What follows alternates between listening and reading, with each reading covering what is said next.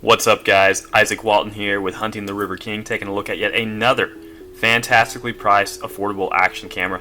This time it's the cool SJ7000. Okay, I've got it up here with comparison to the SJ4000 over here for size, as well as one of my old favorites, the Blackview Sport. So we'll just push these to the sides for a second, concentrate on SJ7000. Long and short, this is very similar to the SJ4000 form factor, has very similar specifications, and it's just a whole lot cheaper. Has a AR0330 Sensor Novatech chipset, as well as a 1080p recording at 30 frames per second, and then 720 recording at 60 frames per second, a nice 170 degrees wide angle lens, and it's charging right now for only $58.99 on GearBest, so pretty stinking affordable. Go ahead and turn this on. You'll see the welcome screen there, some kind of cheesy font, but it works pretty well. Then right here you have your usual recording menu. I'm at 1080p, battery life, date and time. You'll see in the sample videos I unfortunately forgot to turn off the date and time stamp. I always hate that. Remember to turn that off. There's an option here. Photos up to 12 megapixels, although the detail is actually quite a bit less, so go ahead and crank that on down. The images you have on there, and all the settings here. So you can adjust your resolution. There's TV out, OSD mode, time-lapse recording, capture mode. I really like this mode right here. Go into that. You can change it to single, 3-second timer, 5-second, 10-second, and it will keep shooting at that interval. It's not just a one time. So perfect for your selfie fix, all that other good stuff. So let's go back to our menus here. Okay, we have time-lapse recording, capture mode, cyclic recording, HDR mode, motion detection, great if you want to use this kind of as a dash cam or some sort of security camera. Audio, date, stamping. Let's go ahead and turn that thing off. Image size.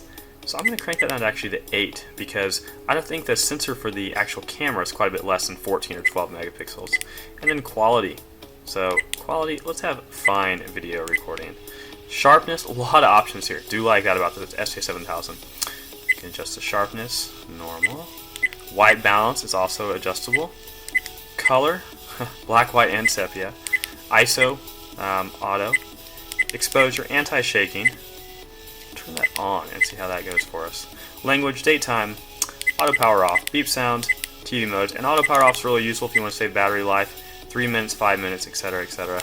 They go ahead and set that for 5 minutes. Well, let's do 10 minutes in case it's just really sitting on there. Beep sound, you can turn that on or off. TV mode, screensavers, frequency, rotate. Plus it also has Wi-Fi. There is an app you can get that's readily available to connect and locate the photos. So absolutely tons and tons of menu options here. Quite a bit, pretty impressive.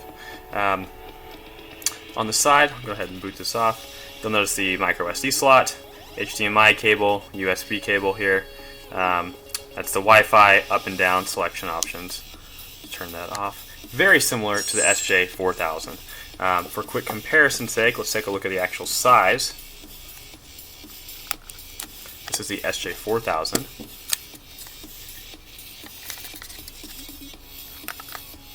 And they're almost identical. Take a look at that. SJ7000 right here, SJ4000 right here. OK buttons to the top, size like that. The front, just slightly different logos there. Nothing too major, nothing too exciting there.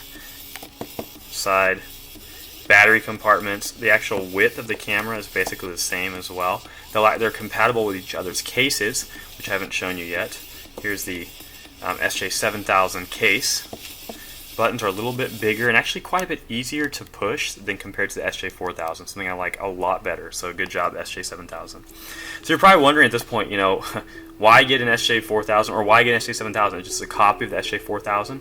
Basically is. Not a lot of difference, maybe a little bit of better ergonomics here on the case. The other big issue is it's ridiculously cheap. Like I said, $58 at GearBest, maybe even cheaper at other websites. And it seems to have pretty good video quality. Let's go ahead and take a look at that now. Just before we do that, though, a few of the things it comes with, some accessories, quite a few of your usual accessories you'll get. All the different mounting brackets. I'm just pulling some of them over here. This little one for a belt clip sort of thing. An actual LCD sort of extra back door. Just attachments, chargers. I mean, plenty of stuff. We've got even more I can show you as well. Plenty of stickers, so a lot of accessories. Anyway, so that's the SJ7000. Let's dive into look at some sample footage shot when I was doing a fishing and hiking trip in the Eastern Sierras. Enjoy. Oh yeah, and the date and time stamp is on. Ignore that, please. That's something that I really don't like. Just ignore that. Keep going.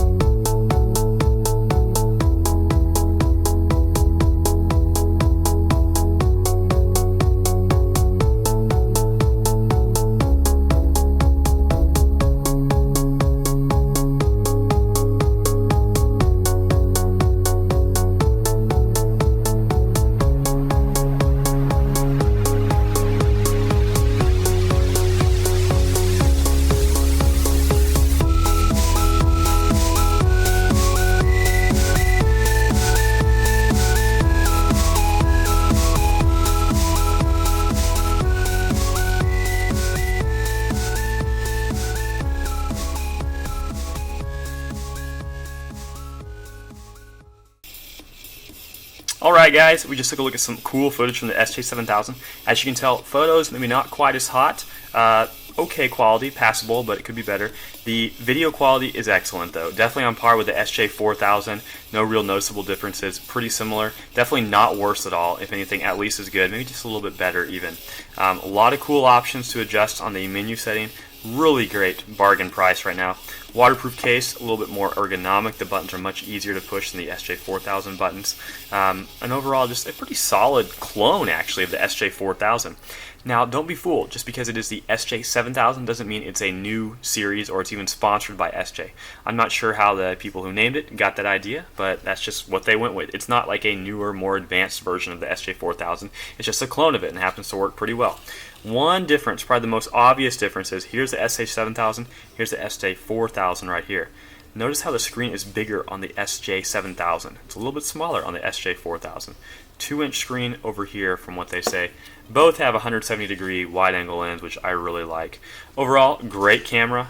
If you want like an SJ4000 and are okay with maybe a slightly sketchier version, but one that works just as well, just has maybe not as much manufacturer support, go ahead and look into the SJ7000. At $58 for an action camera, complete with a waterproof case, plus a ton of accessories I showed you earlier. Really hard to beat. Don't get it for the photos. The photos are just so-so.